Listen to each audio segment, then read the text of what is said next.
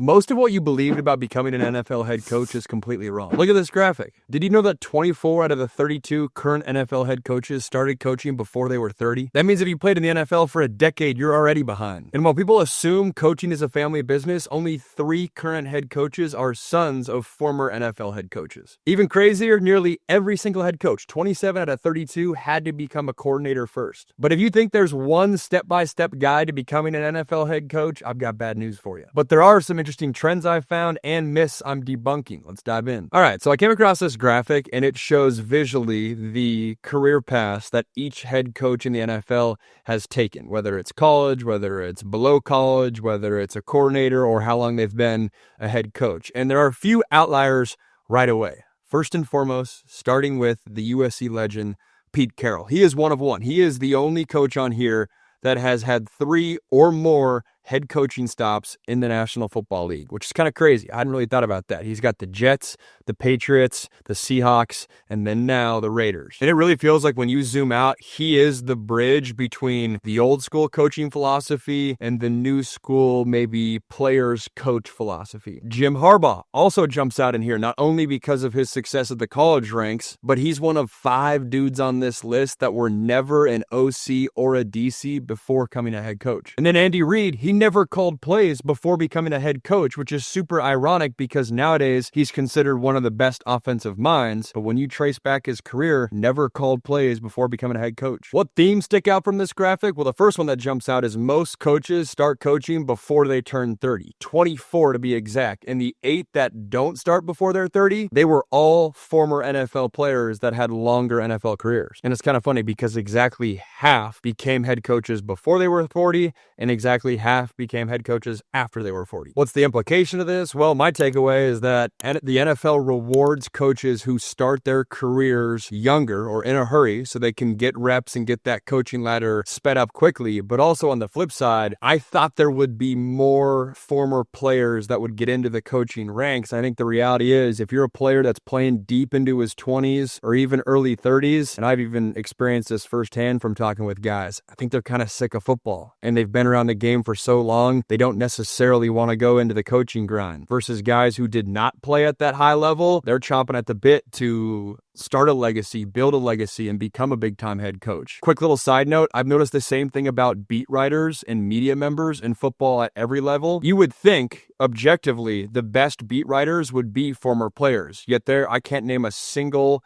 former player that's a beat writer. And I think it's because as a player, you're like, man, I don't want to, that's a grind. I've been too close to the game for too long. I'll leave that job to someone else. Versus someone who's like gung-ho, Adam Schefter, Woj, to be tracking this sport day in, day out for decades. It takes a different mindset. The second theme, it's nearly a requirement that you have to be a coordinator in the NFL before you become a head coach. That makes sense, right? We see that at the college level too. 27 out of the 32 current head coaches were coordinators before they became the head man. What's interesting though is those 5 guys that were not coordinators beforehand. You have Zach Taylor, he's looked upon fondly, but then you got Dan Campbell, Jim Harbaugh, John Harbaugh, and Andy Reid. Those are 4 heavy hitters right there. And it speaks to the fact that it isn't always about X's and O's. It's about being able to motivate guys. It's about being able to connect with guys, build those relationships, and be more of that CEO approach where you're connecting with your team and then delegating out the play calling X's and O's responsibility. If you've been following my content, I made a similar point about in college football. Get ready for the rise of the non-play calling head coach in college football. It started with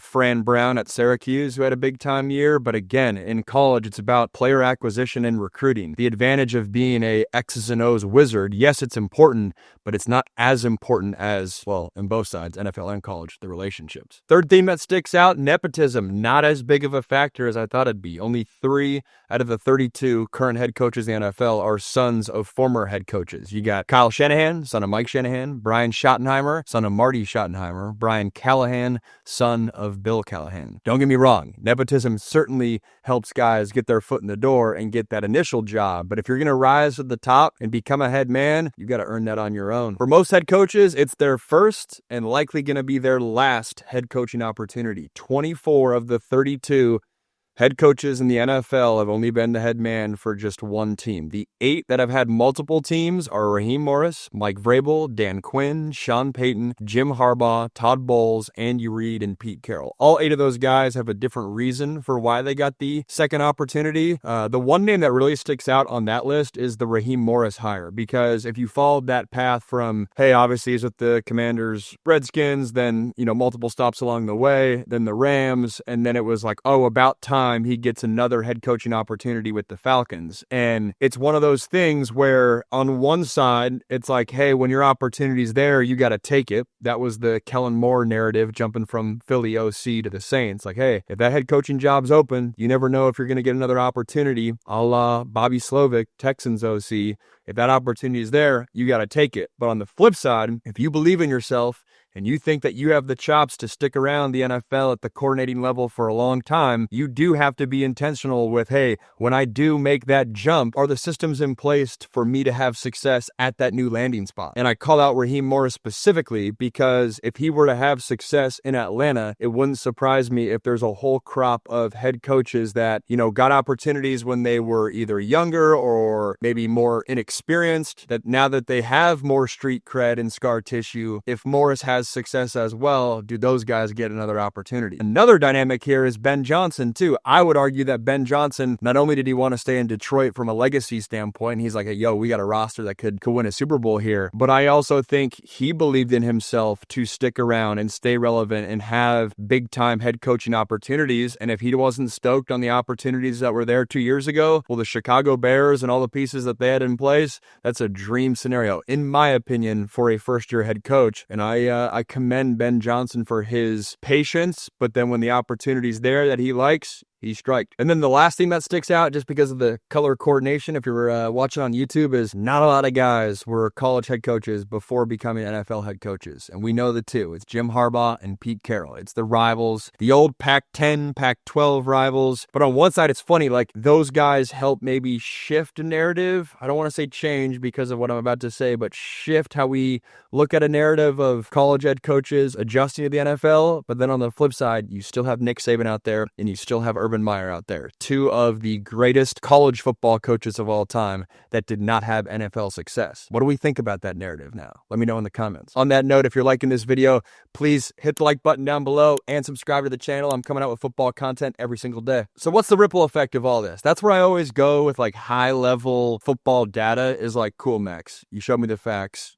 I got it. But why should I care? And what's it mean for me and the game moving forward? And there's 2 buckets that stick out to me. One, the NFL has become a young man's coaching game, which sounds obvious, right? We've seen LaFleur, we've seen Shanahan, we've seen McVay, we've seen McDaniel. That's been well documented. But then on the flip side, when you look at the coaches that are actually winning Super Bowls, there's McVay that won a Super Bowl at 36, and then there's Gruden, this is since 2000, Gruden that won a Super Bowl at 39. But those 2 dudes are outliers. Everyone else is either right at 50 or hugging 50 or deep into their 60s and beyond. Those 2 things are contradictory to me. One, it's cool to have the exciting young head coach, and NFL owners are incentivized to take the big swing to try to find that next guy. But then on the flip side, is there something to be said, and we talked about this earlier, of the scar tissue that you build up and the experience that you build up being what you need to ultimately get over the hump and win a Super Bowl. Wait. I knew I missed one too. We got Mike Tomlin, 36 years old. He got a Super Bowl as well. And then the second ripple effect, the NFL is not a recycled head coaches league versus the NBA. Like, as I said out loud, I feel like the NBA has this bucket of coaches that it's like, yep, they just keep getting turns. You got like Doc Rivers and Mike Brown and Budenholzer from the Suns, the Pistons guy, Bickerstaff.